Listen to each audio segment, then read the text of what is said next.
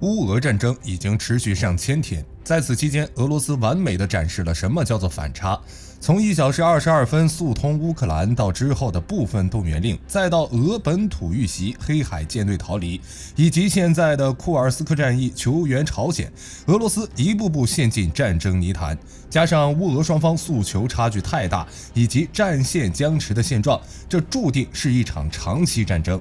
一定程度上来说，俄罗斯当前的状态颇有苏联深陷阿富汗战争的感觉。至于未来如何，我们后面再聊。这期视频我们主要来聊聊，在这上千天的时间里，乌俄战场可以分为几个阶段，双方的战术又发生了怎样的变化。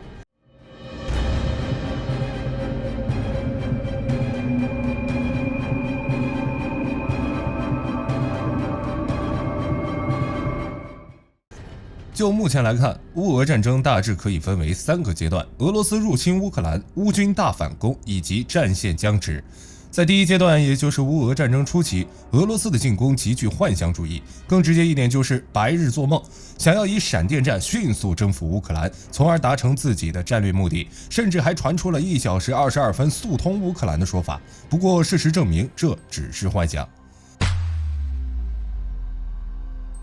2022年2月24号，俄罗斯入侵乌克兰，继2014年克里米亚危机之后，乌俄再次爆发战争。此时的俄军从南北东3个方向向乌克兰发起进攻，算上俄军从白俄罗斯发起的进攻，以及在敖德萨的2期登陆，战线长度达到了2000公里，并派遣空降部队向基辅郊区的安东诺夫机场发动特种作战，想要以此为支点拿下基辅，从而快速结束战争。不过结果各位也都知道，俄军在安东诺夫机场的突袭以失败告终。虽然后续在2月25号成功占领，但机场已经遭到严重破坏，无法起降大型运输机运送重型装备，通过空袭控制乌克兰的意图失败。也正是因为安东诺夫机场的失败，直接导致俄军陷入后续的战争泥潭。战争初期，俄军投入的兵力还不到20万人，就这么点人，很明显无法在上千公里的战线上迅速取得优势。之所以会出现这种情况，一方面是普京对特种作战抱有信心，认为可以快速占据基辅，完成经典的中心开花战术，复刻布拉格之春，以及1979年苏军入侵阿富汗的高光时刻，从而结束乌俄战争。还有一点就是2014年的克里米亚战争给俄罗斯打出自信来了，觉得乌军会一触即溃，加上基辅被占据，乌军的战役不会很高，很容易就能达成自己的目的。从这点来看，俄罗斯就派这么点人，不像是来打仗的，而是接管乌克兰的。只是实际作战情况与俄罗斯的计划完全相反，攻占安东诺夫机场、快速占领基辅的目的落空，前线地区乌军也没有放弃抵抗，甚至还出现了很多退伍军人自发抵抗俄军的进攻，比如海妖特种部队，最开始就是志愿军。并且乌军的战力也与以往完全不同。有一部分朋友认为美欧的援助是从战争爆发后开始的，实际上自2014年的克里米亚危机之后，乌克兰就开始不断加强军备，6年的时间，乌军早已脱胎换骨，这就导致在战争初期，俄军对哈尔科夫等重点城市的进攻全部以失败告终。不过需要注意的是，在这个时期，俄军的特种行动虽然失败，但总体上的控制区域一直在扩大。于是，俄军很快便采取了另一种战术，加强前线的攻势，以常规的全面战争占领乌克兰。其中最主要的战线就是凭借来自白俄罗斯和苏美方向的军队，合力拿下基辅，逼迫乌克兰谈判，实现自己的目的。结果同样以失败告终，更是造就了在基辅郊区堵车64公里的笑话。原因我们已经聊过很多次了，后勤不行。从本质上来说，经过谢尔久科夫的施改旅之后，俄军已经失去了发动大规模战争的能力，营级战斗群只能应对小规模战争。因为后勤方面的缺失，俄军的装甲部队只能原地等油、等弹药增补，甚至是等面包。此外，俄军各兵种之间的协同作战能力极差，临近部队之间各自为战。就结果来看，俄军的进攻只在赫尔松取得一定的战绩，在顿巴斯、基辅陷入僵持，在赫尔科夫与苏美更是迎来了溃败。俄军第4近卫坦克师在特罗斯加涅茨被乌军的第93机械化旅打到崩溃，火力军至今都忘不了。进入2024年4月份之后，乌军重新控制了基辅，并推进到白俄罗斯边境。4月4号，俄军完全撤出切尔尼戈夫州，并开始从苏梅撤退。4月7号，俄军完成了从基辅、切尔尼戈夫、苏梅的撤退，历时43天。俄军的全面战争彻底失败，并承认遭受重大损失，将战争重心转移到顿涅茨克与卢甘斯克。至此，俄罗斯进入战争泥潭，俄军的战争目标也发生改变，放弃彻底占领乌克兰领土，转而寻求在现实基础上争取更大的战果。而这也就意味着乌俄战争长期化。实际上，在俄军开始从基辅与苏梅撤退时，彼时的美国陆军上将马克·米利就表示，乌俄战争有可能会需要数年的时间。战略转变之后，俄军很快就选定了下一个目标，却也间接造就了乌军哈尔科夫大反攻。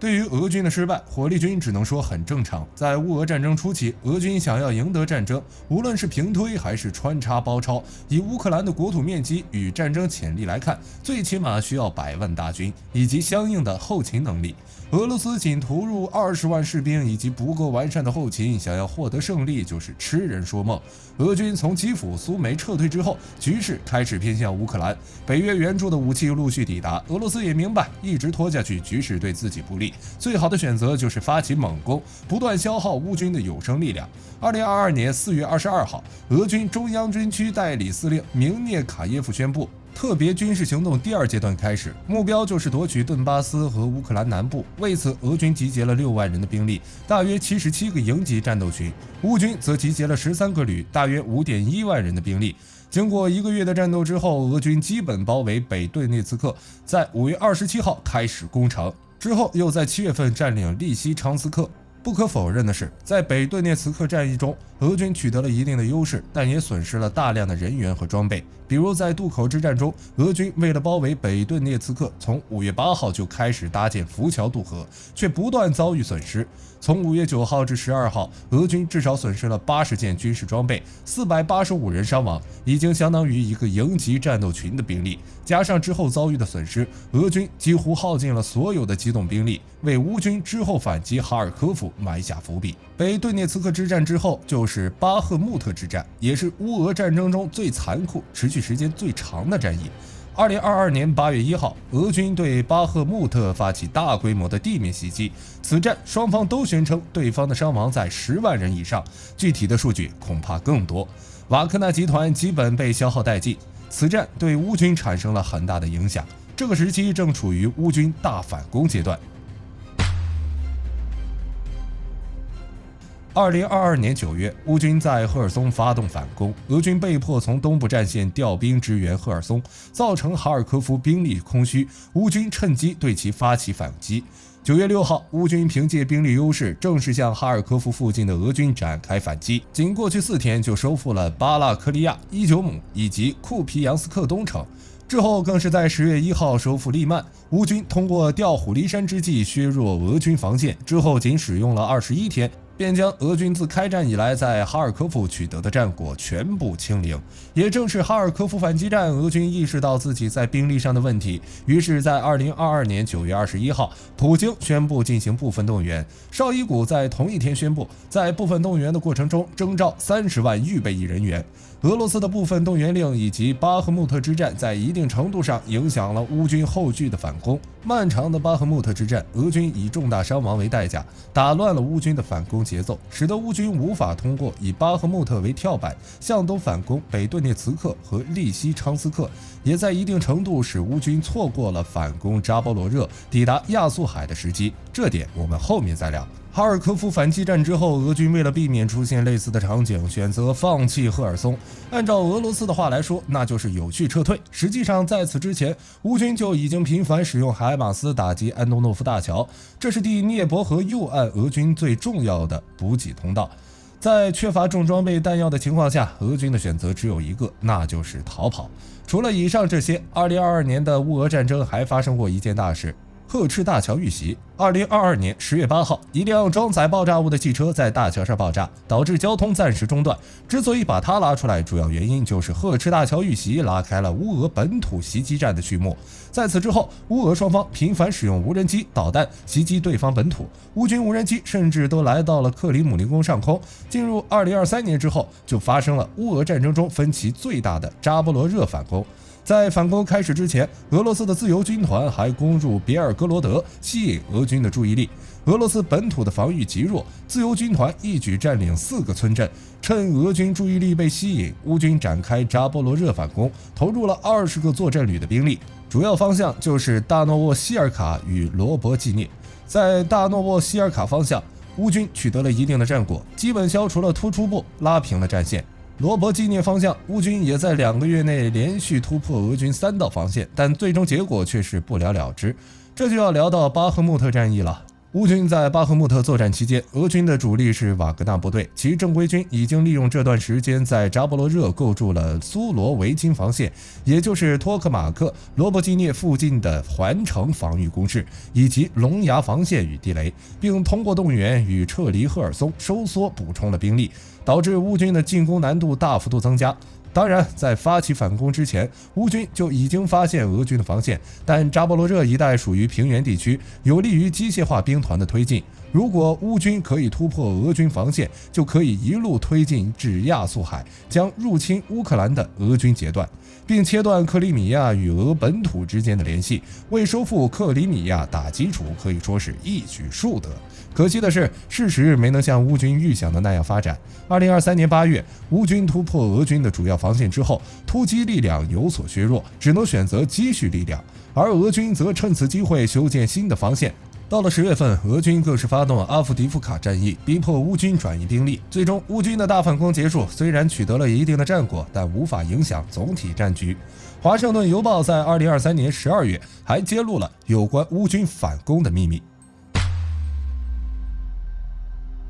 报道将反攻没能取得成绩的原因甩到了当时的乌克兰总司令扎卢日内身上。报道称，从2022年年底开始，北约和乌克兰就在反攻扎波罗热产生了分歧。北约计划在2023年4月份进行，当时的俄罗斯还没有准备好防线，但是扎卢日内认为乌军还没有做好准备，将反攻时间后移。在战术上，北约与乌克兰也有分歧。北约反复进行了8次兵器推演，认为乌军要将北约援助的机械化部分集中运用，就能击溃俄罗斯冲到亚速海。但是乌克兰没有同意，认为要从多个方向进攻。最终，北约没能说服乌克兰。反攻时间来到了6月份，还是在多个方向发起反攻，最终却没能取得足以改变战场的成绩。到底谁背这个锅？火力军的看法是一起背。如果按照北约的计划，集中兵力后，部队将分为2部分：攻坚旅和突破旅。攻坚旅先进攻啃下俄军阵地，然后突破旅切断俄军从俄罗斯到克里米亚的陆地走廊。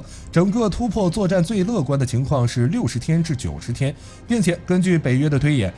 在突破到亚速海之后，乌军士兵和装备的损失大约在30%至40%。如果使用多路进攻的话，反攻的成功率只有50%。以我们现在的眼光来看，大规模的装甲突破已经不好用了，冲得越快，损失的越多。而乌军选择分路突破，将装甲力量分散，火力军只能说方向是对的，但还是不够散。当下的装甲与反装甲力量完全不匹配，坦克、装甲车再强也扛不住反坦克导弹的攻击，所以最好的选择就是分散装甲力量，以小分队的形式进行突击，后方则部署几支小队随时支援，夺取敌方阵地后再选择集中一部分装甲力量，扩散战果，而不是为了夺取阵地而使用大规模的装甲部队。至于反攻时间问题，只能说北约援乌武器的抵达速度太慢，加上地形问题导致的。根据泽连斯基的说法，乌克兰军方预计到4月底，用于反攻的装备只能准备好80%或85%，而事实还不如这个数字。在天气方面，4月份还不清楚乌克兰东南部的平原是否已经变干，如果土地潮湿的话，可能会拖慢装甲部队的推进速度。战术时间上的问题导致乌军在2023年没能取得突破性的进展。为了避免乌军继续反攻，俄军选择了进攻阿夫迪夫卡，逼迫乌军分兵防守。2023年10月10号，俄军对阿夫迪夫卡展开猛烈攻势，8000多名俄军攻击阿夫迪夫卡南北2翼，周围还有数万俄军随时提供支援，乌军只能选择增援，反攻被迫停止。回顾扎波罗热反击战，火力军只能说防御是较为有利的作战形势。俄军在防御阶段的损失远低于进攻阶段。2023年6月至9月，俄军平均每个月可以确定的阵亡人数下降至1000人左右，比之前重点进攻阶段减少了1半以上。另一边，乌军在进攻中的弹药消耗数量达到了与俄军同等水平，装甲损失也大致与俄军持平。在持续进攻的状态下，乌军的损失可以达到与俄军类似，并取得一定战绩，表现已经相当不错了。只是乌军的重装备和弹药比较依赖北约援助，无法支持乌军进行长时间的消耗战，在反攻受阻的情况下，只能无奈停止。除了扎波罗热大反攻之外，2023年还发生了一件大事：瓦格纳速通莫斯科，一天行军1200公里，创造了新的军事纪录。2023年6月23号晚上，瓦格纳的老大普里戈金在社交媒体上表示，俄军空袭瓦格纳集团后方营地，并表示将进军莫斯科，推翻普京政权和国防部的军事领导层，建立新的俄罗斯。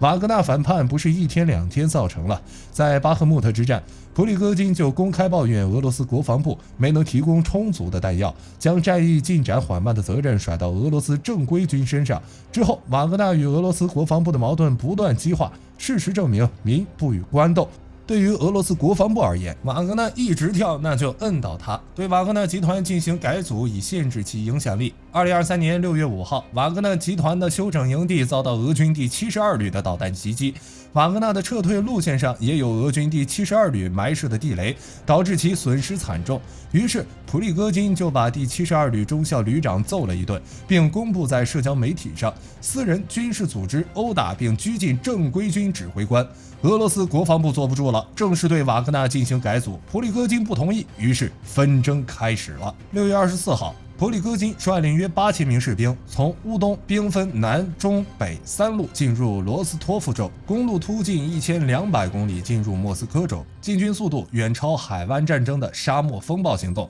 可惜的是，最终还是没打起来，要不然乌军的大反攻就是另一个结果。在距离莫斯科城区只有200公里的时候，瓦格纳停止前进之后，普里戈金会见普京，叛乱事件落下帷幕。不过在8月23号，普里戈金、乌特金等7名瓦格纳集团高层遭遇空难。总的来说，2023年的战况极为激烈，经历了巴赫穆特之战、乌军大反攻以及瓦格纳反叛。只可惜由于各种各样的问题，乌军的大反攻在取得一定成绩后被迫停止，也正因如此，乌俄战争进入僵持阶段，双方都无法取得更进一步的突破，只能选择另辟蹊径。乌军的选择是进攻俄本土，而俄罗斯则是打不过就叫人。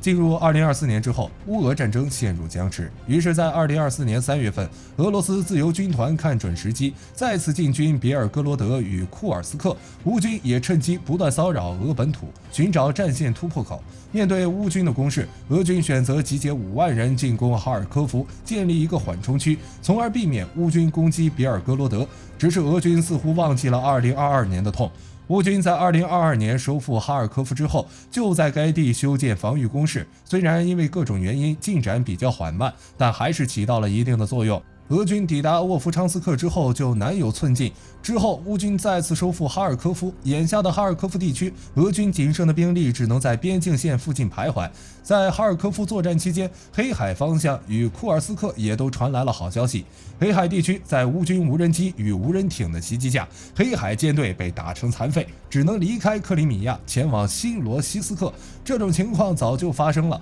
2023年10月，黑海舰队的10艘舰船就离开了塞瓦斯托尔港，到2024年3月则是全部撤离。另一边，乌军在2024年8月6号突袭俄罗斯本土，攻击库尔斯克。因为俄军失败的兵役制度，在库尔斯克与乌军作战的大部分都是义务兵与临时抽调的预备役老兵，战斗意志薄弱，严重缺乏重型装备。另外，还有一部分由俄罗斯官员和权贵亲属组成的部队，枪声一响就放白旗。在此之前，自由俄罗斯军团进入库尔斯克宛如无人之境，几乎没有遇到像样的抵抗，更别说全套北约装备的乌克兰正规军。于是，乌军在短时间内控制了库尔斯克州大约1000平方公里领土。一定程度上来说，这场库尔斯克反击战，乌军的主要目的并不是获得多少领土或者歼敌多少人，而是让自己可以牵着俄军鼻子走，从而获取战场主动权。